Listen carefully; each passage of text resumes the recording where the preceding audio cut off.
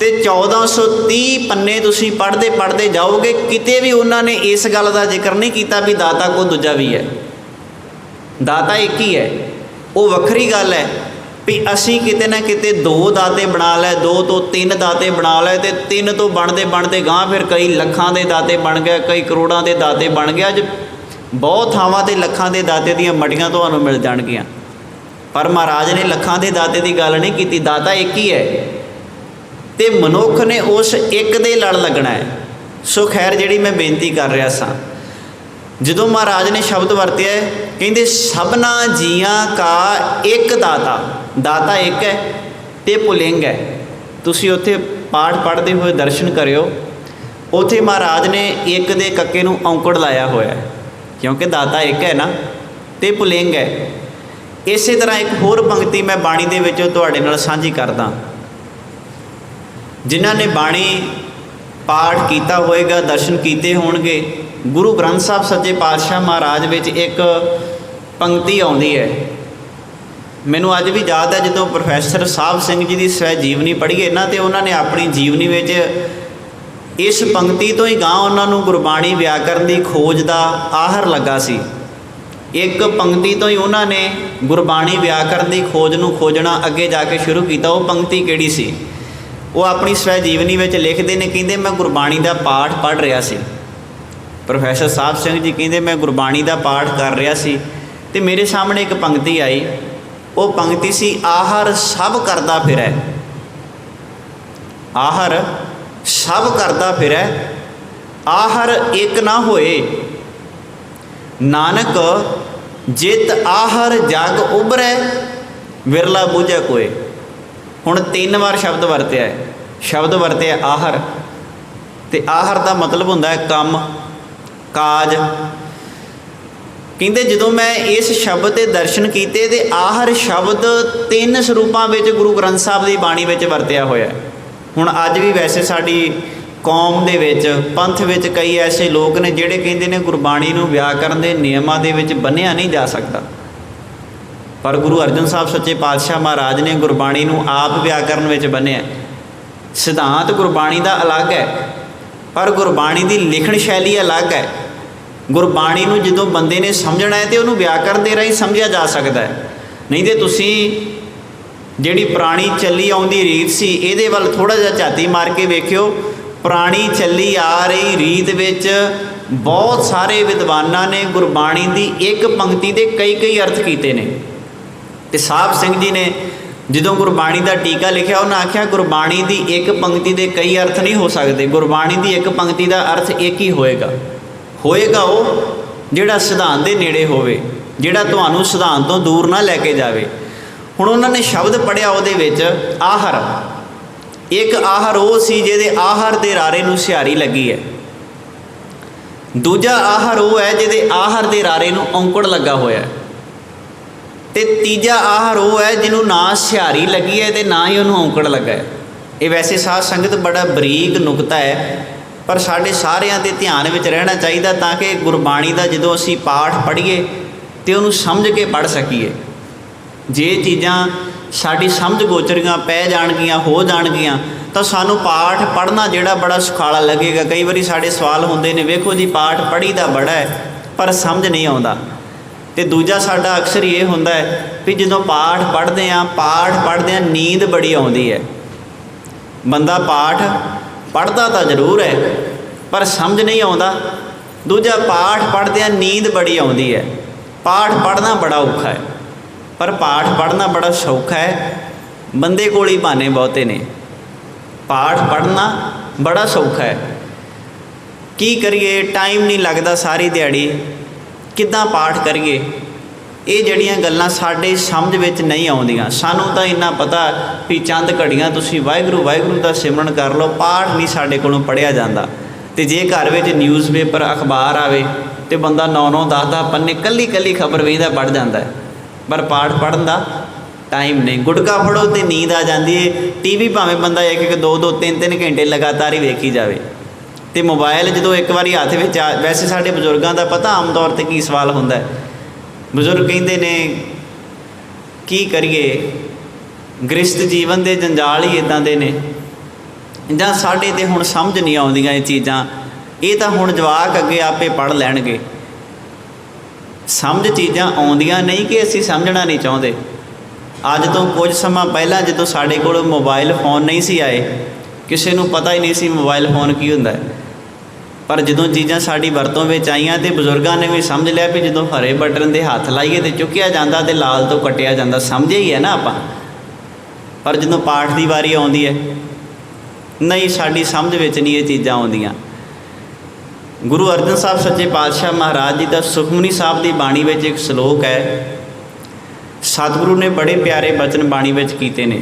ਕਹਿੰਦੇ, ਸੰਤ ਸ਼ਰਨ ਜੋ ਜਨ ਭਰੈ ਸੋ ਜਨ ਉਦਰਣ ਹਾਰ, ਸੰਤ ਕੀ ਨਿੰਦਾ ਨਾਨਕਾ ਬਹੁਰ ਬਹੁਰ ਅਵਤਾਰ। ਜਦੋਂ ਬੰਦਾ ਸੰਤ ਦੀ ਨਿੰਦਿਆ ਕਰਦਾ ਹੈ ਤੇ ਉਹਨੂੰ ਵਾਰ-ਵਾਰ ਅਵਤਾਰਾਂ ਵਿੱਚ ਆਉਣਾ ਪੈਂਦਾ ਹੈ। ਸੰਤ ਦਾ ਮਤਲਬ ਬੰਦਾ ਨਹੀਂ, ਸੰਤ ਕੌਣ ਹੈ? ਗੁਰੂ। ਗੁਰੂ ਦੀ ਨਿੰਦਿਆ ਵੀ ਬੰਦਾ ਕਰਦਾ ਹੈ। ਇੱਕ ਨਿੰਦਿਆ ਉਹ ਹੁੰਦੀ ਹੈ ਜਿਹੜੀ ਕਿਸੇ ਦੇ ਬਾਰੇ ਗਲਤ ਗੱਲ ਬਣਾਈ ਜਾਵੇ, ਕਿਸੇ ਦੇ ਬਾਰੇ ਨਿੰਦਿਆ ਕੀਤੀ ਜਾਵੇ, ਕਿਸੇ ਦੇ ਬਾਰੇ ਮਾੜਾ ਚਿਤਵਿਆ ਜਾਵੇ। ਇੱਕ ਨਿੰਦਿਆ ਉਹ ਹੁੰਦੀ ਹੈ। ਦੂਜੀ ਨਿੰਦਿਆ ਅਸੀਂ ਗੁਰੂ ਦੀ ਕਰਦੇ ਹਾਂ, ਸਾਰੇ ਕਰਦੇ ਹਾਂ, ਭਾਵੇਂ ਜਾਣੇ ਵਿੱਚ ਕਰੀਏ ਭਾਵੇਂ ਅਣਜਾਣਪੁਣੇ ਵਿੱਚ ਕਰੀਏ। ਨਿੰਦਿਆ ਕਿੱਦਾਂ ਕਰਦੇ ਹਾਂ? ਜਦੋਂ ਅਸੀਂ ਕਹਿੰਦੇ ਹਾਂ ਸਾਨੂੰ ਤੇ ਬਾਣੀ ਸਮਝ ਨਹੀਂ ਆਉਂਦੀ। ਸਮਝ ਆਉਂਦੀ ਹੈ ਪਰ ਬੰਦਾ ਸਮਝਣਾ ਨਹੀਂ ਚਾਹੁੰਦਾ। ਇਹ ਨਿੰਦਿਆ ਹੀ ਹੈ ਗੁਰੂ ਦੀ। ਸਾਨੂੰ ਤੇ ਅੱਖਾਂ ਤੋਂ ਦਿਖਦਾ ਨਹੀਂ, ਕੀ ਕਰੀਏ? ਹੁਣ ਤੇ ਅੱਖਾਂ ਵੀ ਹੌਲੀ ਹੌਲੀ ਜਵਾਬ ਦਿੰਦੀਆਂ ਜਾਂਦੀਆਂ ਨੇ, ਗੁਰਬਾਣੀ ਪੱਲੇ ਨਹੀਂ ਪੈਂਦੀ।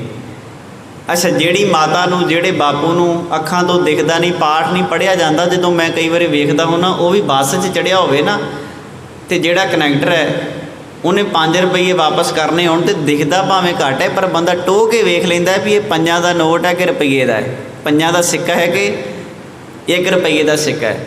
ਪਛਾਣ ਹੈ ਨਾ ਇਹਨਾਂ ਚੀਜ਼ਾਂ ਦੀ, ਜਾਣਦਾ ਹੈ ਨਾ ਬੰਦਾ ਇਹ ਸਾਰੀਆਂ ਚੀਜ਼ਾਂ, ਕਿਉਂਕਿ ਉਹ ਚੀਜ਼ਾਂ ਸਾਡੀ ਲੋੜ ਦਾ ਹਿੱਸਾ ਹੈ। ਪਰ ਗੁਰਬਾਣੀ ਨੂੰ ਅਸੀਂ ਅਜੇ ਤੱਕ ਆਪਣੀ ਲੋੜ ਦਾ ਹਿੱਸਾ ਨਹੀਂ ਬਣਾਇਆ। ਜਦੋਂ ਬੰਦਾ ਸੂਟਾਂ ਵਾਲੀ ਦੁਕਾਨ 'ਤੇ ਜਾਂਦਾ ਹੈ, ਬੀਬੀਆਂ ਮਾਈਆਂ ਅਕਸਰ ਜਾਂਦੀਆਂ ਨੇ, ਜਿਨ੍ਹਾਂ ਨੂੰ ਅੱਖਾਂ ਤੋਂ ਚੰਗੀ ਤਰ੍ਹਾਂ ਦਿਖਦਾ ਨਹੀਂ, ਉਹ ਵੀ ਕੱਪੜੇ ਨੂੰ ਹੱਥ ਲਾ ਲਾ ਕੇ ਉਹਦੀ ਪਰਖ ਕਰਦੇ ਨੇ ਵੀ ਕੱਪੜਾ ਚੰਗਾ ਹੈ ਕਿ ਮਾੜਾ ਹੈ, ਹੰਡਣਸਾਰ ਹੈਗਾ ਵੀ ਹੈ ਕਿ ਨਹੀਂ ਹੈਗਾ। ਕਿੰਨੀ ਬੰਦਾ ਕੱਪੜਾ ਲੈਣ ਲੱਗਿਆ ਪਰਖ ਪੜਤਾਲ ਕਰਦਾ ਹੈ। ਕਿੰਨੀ ਵਾਰ ਦੁਕਾਨਦਾਰ ਦੇ ਕੋਲੋਂ ਸੂਟ ਕਢਾਏ ਜਾਂਦੇ ਨੇ, ਫਿਰ ਉਹਨੂੰ ਵੇਖਿਆ ਜਾਂਦਾ, ਜੇ ਚੰਗਾ ਨਹੀਂ ਲੱਗਦਾ ਹੋਰ ਸੂਟ ਵੇਖੇ ਜਾਂਦੇ ਨੇ। ਕਿੰਨੀ ਬੰਦਾ ਪਰਖ ਪੜਚੋਲ ਕਰਦਾ ਹੈ। ਪਰ ਇੰਨੀ ਪਰਖ ਪੜਚੋਲ ਧਰਮ ਦੀ ਦੁਨੀਆ ਵਿੱਚ ਵੀ ਕੀਤੀ ਜਾਂਦੀ ਹੈ। ਬਾਣੀ ਪੜ੍ਹਨ ਲੱਗਿਆ ਵੀ ਇੰਨਾ ਧਿਆਨ ਦਿੱਤਾ ਜਾਂਦਾ ਹੈ। ਬਾਣੀ ਪੜ੍ਹਨ ਲੱਗਿਆ ਬੰਦਾ ਬੈਠਾ ਗੁਰਦੁਆਰੇ ਹੈ, ਧਿਆਨ ਕਿਤੇ ਹੋਰ ਗਿਆ ਹੁੰਦਾ, ਹੱਥ ਵਿੱਚ ਗੁਟਕਾ ਹੁੰਦਾ ਹੈ ਤੇ ਧਿਆਨ ਕਿਤੇ ਹੋਰ ਹੀ ਪਾਸੇ ਰੁੱਝਾ ਹੁੰਦਾ ਹੈ, ਕਿਉਂਕਿ ਅਸੀਂ ਗੁਰਬਾਣੀ ਨੂੰ ਧਿਆਨ ਨਾਲ ਸਮਝਦੇ ਨਹੀਂ। ਜੇ ਗੁਰਬਾਣੀ ਨੂੰ ਧਿਆਨ ਨਾਲ ਸਮਝੀਏ ਤੇ ਬਾਣੀ ਬੜੀ ਸੌਖੀ ਹੈ। ਗੁਰਬਾਣੀ ਪੜ੍ਹਨੀ ਕੋਈ ਔਖਾ ਕੰਮ ਨਹੀਂ। ਇਸੇ ਕਰਕੇ ਗੁਰੂ ਅਮਰਦਾਸ ਮਹਾਰਾਜ ਆਪਣੇ ਸਿੱਖਾਂ ਨੂੰ ਪਿਆਰ ਨਾਲ ਕਹਿੰਦੇ ਸਨ, ਆਵੋ ਸਿੱਖ ਸਤਿਗੁਰੂ ਕੇ ਪਿਆਰਿਓ, ਗਾਵੋ ਸੱਚੀ ਬਾਣੀ। ਬਾਣੀ ਤਾਂ ਗਾਵੋ, ਗੁਰੂ ਕੇਰੀ ਬਾਣੀਆਂ ਸਿਰ ਬਾਣੀ। ਆਓ ਭਾਈ ਗੁਰਬਾਣੀ ਨੂੰ ਗਾਓ, ਤੇ ਗੁਰਬਾਣੀ ਨੂੰ ਗਾਉਣ ਤੋਂ ਬਾਅਦ ਆਪਣੇ ਜੀਵਨ ਨੂੰ ਸਫਲਾ ਕਰੋ। ਜਿਹੜੀ ਮੈਂ ਬੇਨਤੀ ਕਰ ਰਿਹਾ ਸਾਂ, ਜਦੋਂ ਪ੍ਰੋਫੈਸਰ ਸਾਹਿਬ ਸਿੰਘ ਜੀ ਨੇ ਗੁਰਬਾਣੀ ਵਿਆਕਰਨ ਦੀ ਖੋਜ ਕੀਤੀ ਤੇ ਉਹਨਾਂ ਸਾਹਮਣੇ 3 ਸ਼ਬਦ ਆਏ। ਪਹਿਲਾ ਸ਼ਬਦ ਸੀ ਆਹਰ ਸਭ ਕਰਦਾ ਫਿਰੈ। ਬੰਦਾ ਬਹੁਤ ਸਾਰੇ ਕੰਮ ਕਰਦਾ ਹੈ, ਆਪਣੇ ਜੀਵਨ ਵਿੱਚ ਬਹੁਤ ਸਾਰੇ ਕੰਮ ਕਰਦਾ ਹੈ। ਉੱਥੇ ਆਹਰ ਦੇ ਰਾਰੇ ਨੂੰ ਨਾ ਔਂਕੜ ਲੱਗਾ ਨਾ ਸਿਹਾਰੀ ਲੱਗੀ ਹੈ, ਕਿਉਂਕਿ ਬਹੁ ਵਚਨ ਹੋ ਗਿਆ। ਨਾ ਔਂਕੜ ਲੱਗਾ ਨਾ ਸਿਹਾਰੀ ਲੱਗੀ ਹੈ, ਬਹੁ ਵਚਨ ਹੈ। ਕਹਿੰਦੇ ਆਹਰ ਸਭ ਕਰਦਾ ਫਿਰੈ। ਆਹਰ ਇੱਕ ਨਾ ਹੋਏ, ਪਰ ਬੰਦਾ ਇੱਕ ਕੰਮ ਨਹੀਂ ਕਰਦਾ, ਇੱਕ ਆਹਰ ਨਹੀਂ ਬੰਦਾ ਕਰਦਾ। ਹੁਣ ਇੱਥੇ ਬਹੁਤਿਆਂ ਦੀ ਗੱਲ ਨਹੀਂ, ਗੱਲ ਇੱਥੇ ਕਿੰਨਿਆਂ ਦੀ ਹੈ? ਸਿਰਫ ਇੱਕ ਦੀ। ਇੱਥੇ ਆਹਰ ਦੇ ਰਾਰੇ ਨੂੰ ਔਂਕੜ ਲੱਗਾ ਹੋਇਆ, ਇਹਦਾ ਮਤਲਬ ਗੱਲ ਇੱਕ ਦੀ ਕੀਤੀ ਜਾ ਰਹੀ ਹੈ, ਇੱਕ ਵਚਨ ਹੈ। ਪਹਿਲਾ ਕੀ ਸੀ? ਬਹੁ ਵਚਨ। ਫਿਰ ਅਗਲੀ ਉਹਨਾਂ ਨੇ ਪੰਕਤੀ ਵਰਤੀ, ਕਹਿੰਦੇ ਨਾਨਕ, ਹੇ ਨਾਨਕ, ਜਿਤ ਆਹਰ ਜਗ ਉਭਰੈ। ਜਿਹੜੇ ਆਹਰ ਦੇ ਰਾਹੀਂ, ਜਿਹੜੇ ਆਹਰ ਦੇ ਦੁਆਰਾ ਜਗਤ ਉੱਭਰਦਾ ਹੈ, ਬੁਰਾਈਆਂ ਚੋਂ ਉੱਠਦਾ ਹੈ, ਚੰਗਿਆਈ ਵਾਲੇ ਪਾਸੇ ਨੂੰ ਜਾਂਦਾ ਹੈ। ਨਾਨਕ ਜਿਤ ਆਹਰ ਜਗ ਉਭਰੈ, ਵਿਰਲਾ ਬੂਝੈ ਕੋਏ। ਕੋਈ ਵਿਰਲਾ ਹੀ ਬੰਦਾ ਹੈ, ਕੋਈ ਵਿਰਲਾ ਹੀ ਮਨੁੱਖ ਹੈ ਜਿਹੜਾ ਇਸ ਆਹਰ ਨੂੰ ਸਮਝ ਸਕਦਾ ਹੈ। ਹੁਣ ਸ਼ਬਦ ਇੱਕ ਹੀ ਹੈ, ਪਰ ਵਰਤਿਆ ਉਹਨੂੰ ਅਲੱਗ-ਅਲੱਗ ਤਰੀਕੇ ਨਾਲ ਹੈ। 3 ਵਾਰ ਸ਼ਬਦ ਵਰਤਿਆ ਹੈ, ਤਿੰਨੇ ਵਾਰ ਉਹਦੇ ਸਰੂਪ ਵੱਖੋ ਵੱਖਰੇ ਨੇ ਤੇ ਪੜ੍ਹਨ ਵਿੱਚ ਇੱਕੋ ਹੀ ਹੈ। ਅਸੀਂ ਕਈ ਵਾਰੀ ਕਹਿੰਦੇ ਹਾਂ ਜੇ ਬਾਣੀ ਪੜ੍ਹੀ ਨਹੀਂ ਜਾਂਦੀ ਫਿਰ ਬਾਣੀ ਸੁਣ ਲਈਏ। ਗੁਰਬਾਣੀ ਸੁਣਨੀ ਇੱਕ ਚੰਗਾ ਕਾਰਜ ਹੈ, ਮਾੜਾ ਨਹੀਂ ਹੈ। ਪਰ ਜੇ ਗੁਰਬਾਣੀ ਸੁਣੋਗੇ ਤੇ ਗੁਰਬਾਣੀ ਦੇ ਇਹਨਾਂ ਨੁਕਤਿਆਂ ਵੱਲ ਧਿਆਨ ਕਿੱਦਾਂ ਦਿਓਗੇ? ਗੁਰਬਾਣੀ ਦੇ ਇਹ ਬਰੀਕ ਨੁਕਤੇ ਸਾਡੀ ਸਮਝ ਦਾ ਹਿੱਸਾ ਕਿੱਦਾਂ ਬਣਨਗੇ? ਗੁਰਬਾਣੀ ਦੇ ਇਹ ਜਿਹੜੇ ਨੁਕਤੇ ਨੇ ਅਸੀਂ ਕਿੱਦਾਂ ਆਪਣੇ ਚਿੱਤ ਵਿੱਚ ਵਸਾਵਾਂਗੇ? ਗੁਰੂ ਗ੍ਰੰਥ ਸਾਹਿਬ ਸੱਚੇ ਪਾਤਸ਼ਾਹ ਮਹਾਰਾਜ ਜੀ ਦੀ ਬਾਣੀ ਵਿੱਚ ਬਹੁਤ ਵਾਰੀ ਔਂਕੜ ਆਉਂਦਾ ਜਦੋਂ ਬੋਲਿਆ ਨਹੀਂ ਜਾਂਦਾ, ਤੇ ਕੁਝ ਸ਼ਬਦ ਇਹੋ ਜਿਹੇ ਨੇ ਜਦੋਂ ਔਂਕੜ ਬੋਲਿਆ ਵੀ ਜਾਂਦਾ ਹੈ। ਹੁਣ ਇੱਕ ਸ਼ਬਦ ਮੈਂ ਜਪਜੀ ਸਾਹਿਬ ਦੀ ਬਾਣੀ ਵਿੱਚੋਂ ਤੁਹਾਡੇ ਸਾਹਮਣੇ ਦਰਸ਼ਨ ਕਰਵਾਉਣਾ। ਮਹਾਰਾਜ ਕਹਿੰਦੇ ਨੇ ਹੁਕਮੀ ਹੁਕਮ ਚਲਾਏ, ਅੱਗੇ ਕੀ ਹੈ ਜੀ? ਰਾਹ। ਹੁਕਮੀ ਹੁਕਮ ਚਲਾਏ ਰਾਹ। ਉੱਥੇ ਜਦੋਂ ਰਾਹ ਸ਼ਬਦ ਲਿਖਿਆ ਹੈ, ਰਾਰੇ ਨੂੰ ਕੰਨਾ ਹਾਹਾ ਤੇ ਹਾਹੇ ਨੂੰ ਔਂਕੜ ਲੱਗਾ ਹੋਇਆ ਹੈ, ਪਰ ਇੱਥੇ ਬੋਲਿਆ ਨਹੀਂ ਗਿਆ।